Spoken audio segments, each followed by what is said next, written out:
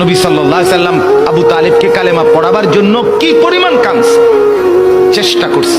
শেষ মুহূর্তে বলছে, চাচা চাচা কালেমাটা পড়েন না চাচা। বলছে না, মানুষের কাছে বেইজ্জতি হব, পড়বো না, মানুষ লজ্জা দিবে। আল্লাহ নবী সাল্লাল্লাহু আলাইহি সাল্লাম বলছে, কানে কানে বলেন, আমি কাউকে শোনাবো না, আমি শুধু হাসরের মাঠে বলবো, মৃত্যু পর্যন্ত চাচা ওয়াদা দিলাম জগৎবাসীকে শোনাবো না আপনি ঈমান আনছিলেন, কানে কানে কন। আবু তালেব বলছে না, কানে কানেও বলবো না।